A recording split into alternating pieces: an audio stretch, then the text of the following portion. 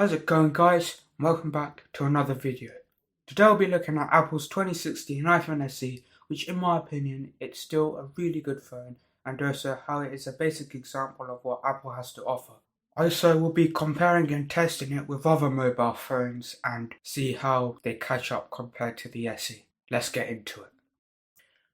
So then, first covering the specs, we got ourselves a phone with a 4-inch Retina display, an A9 chip, a 12 megapixel camera, and 4G, as well as Finger ID and 13 hours of video playback. So in short, it's a 5S with the power of an iPhone 6. So then, why is it a basic example of what Apple has to offer? It's simple. The SE has most Apple apps, such as obvious ones like the App Store, iMessage, and more simple apps like Setting, all the way to Apple introduced apps like Find My, Books, and much more.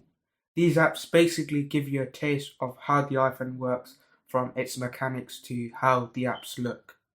You've also got your control center, which is quite similar to Apple's latest control center, which, as you can see, it's got your volume, your brightness, and everything else.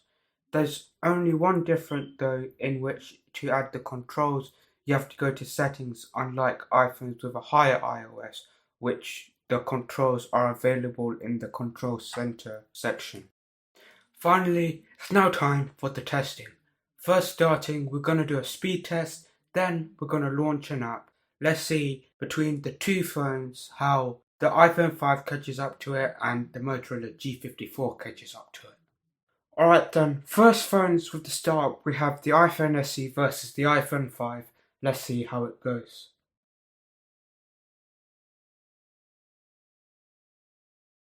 And there's no surprise, the iPhone SE instantly catches up and beats the iPhone 5. As I said, the iPhone 5 is much older than the iPhone SE, so again, there's no surprise the SE would win.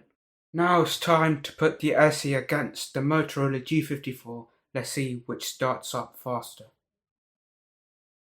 And surprisingly, the SE beats it. I was not expecting a 2016 phone to beat a 2023 phone. That is absolutely impressive. I was not expecting that. Okay then, now we're going to load an app in which I'm going to load a game. The chosen one is Riptide GP2, a game which I also strongly recommend.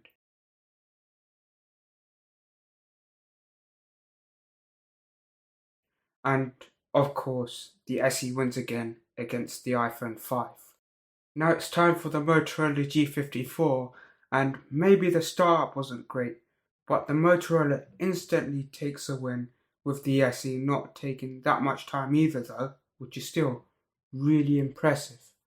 Now it's time to do a camera quality test with the SE and the same phones as before. We have the iPhone SE's 12 megapixel camera with the iPhone 5's 8 megapixel camera and the Motorola G54's 50 megapixel camera. Alright then, so the iPhone 5's camera is less detailed and a bit darker compared to the SE. But if we look at the Motorola side, it's a bit brighter, but between the SE and the Motorola, there's not much change if you ask me. So that's still pretty good for a 12 megapixel camera.